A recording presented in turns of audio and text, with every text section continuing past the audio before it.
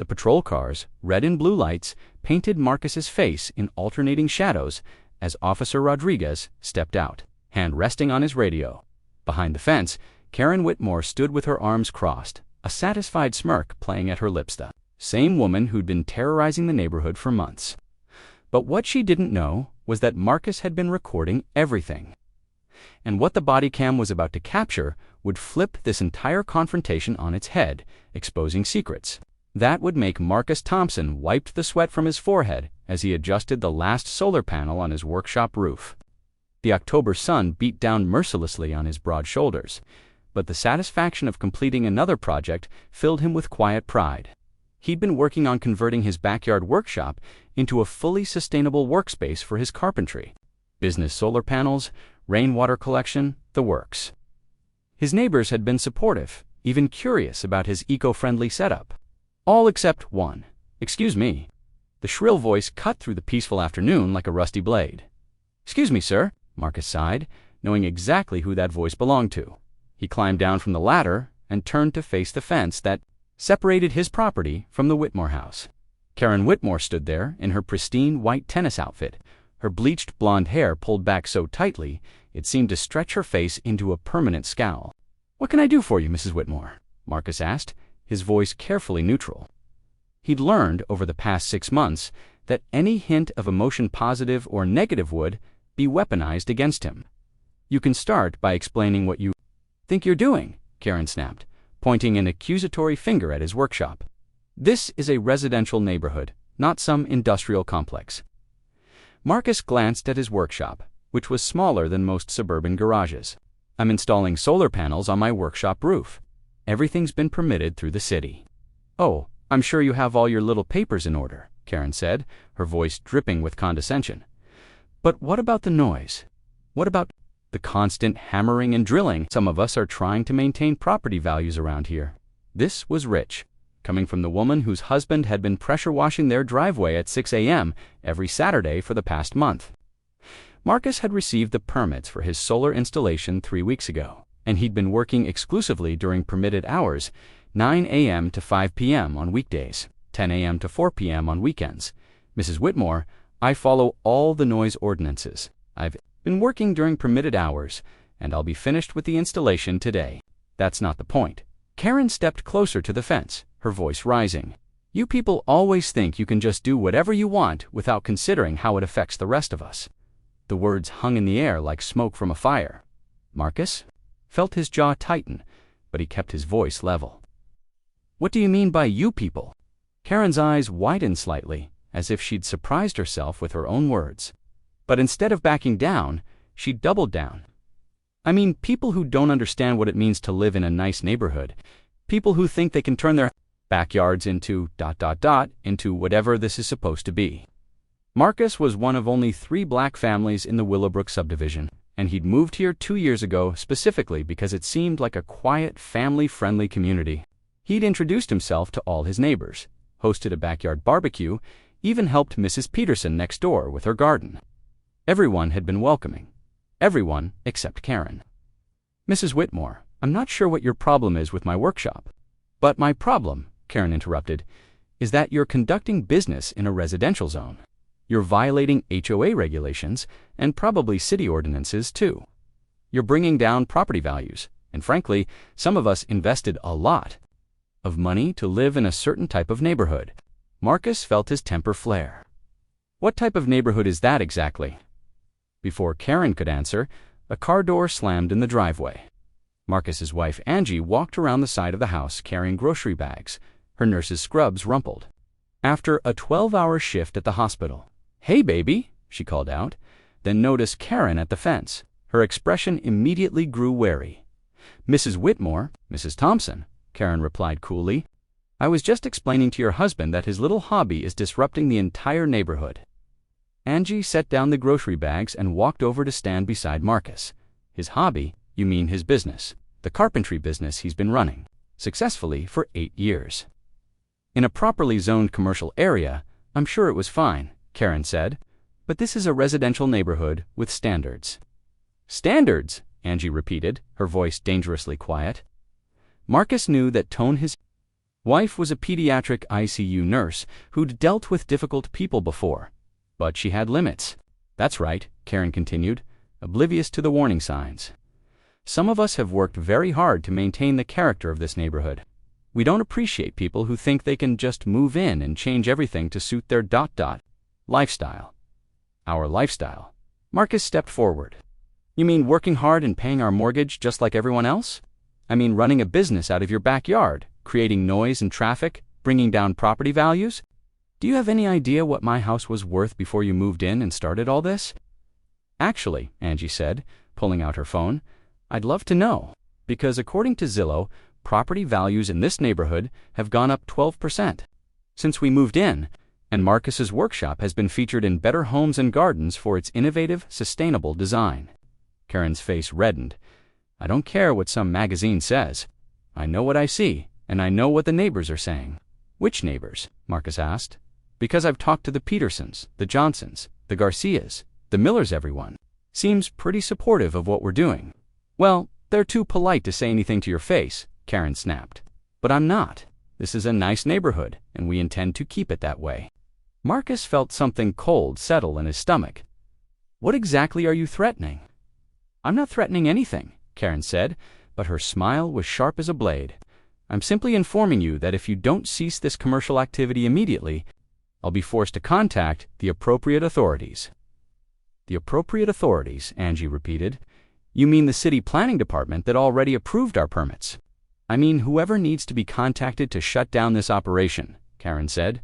HOA violations, zoning violations, noise complaints. I'm sure we'll find something. Marcus had heard enough. Mrs. Whitmore, I've been nothing but respectful to you and your family. I've followed every rule, gotten every permit, stayed within every guideline. But you seem determined to make this personal. It's not personal, Karen said, but her voice said otherwise. It's about maintaining standards.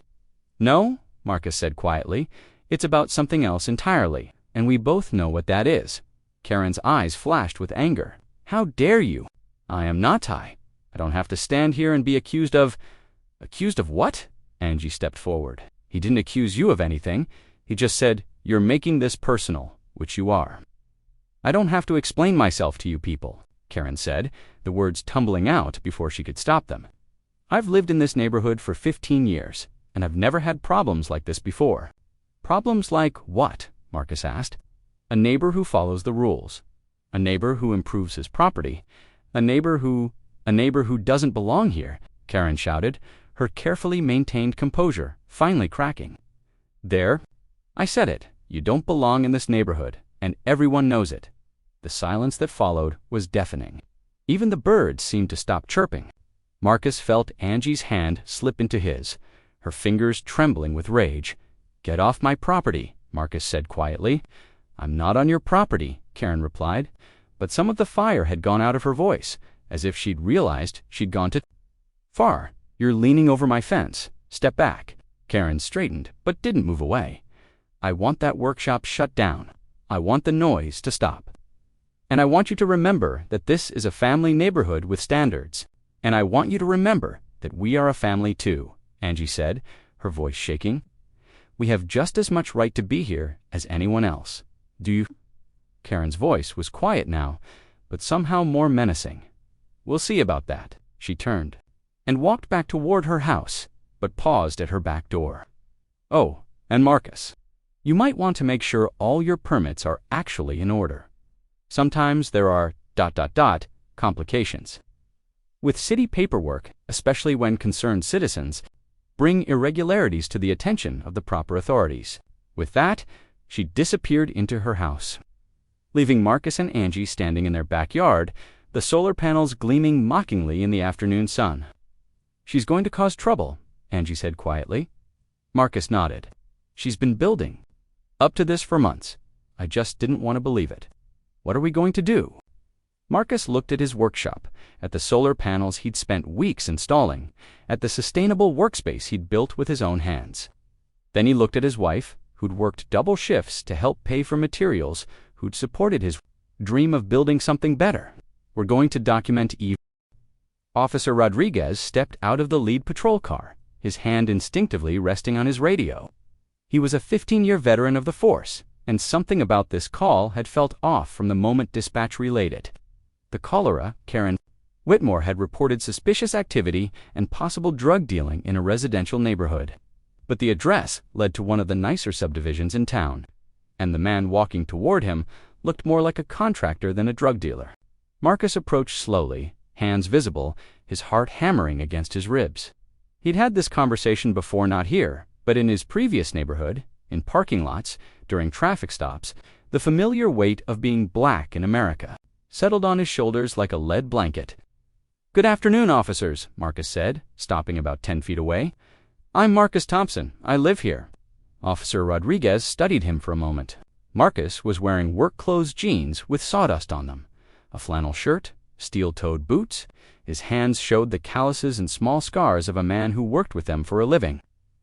Everything about him screamed honest craftsman. "Mr. Thompson, I'm Officer Rodriguez. We received a call about suspicious activity at this address." The caller reported possible drug dealing and weapons violations. Marcus felt the blood drain from his face. "Drug dealing, weapons violations. Officer, I'm a carpenter. I was working in my workshop." The second officer, younger with the eager intensity of someone trying to prove himself, stepped forward. "Do you have identification, sir?" Marcus slowly reached for his wallet, announcing each movement. "I'm reaching for my wallet in my back pocket." As Marcus handed over his license, Angie appeared in the doorway of their house, still in her scrubs from her shift at the hospital. She took in the CNN to police cars, her husband standing in their driveway with his hands carefully visibly. Her face went pale. "Baby," she called out.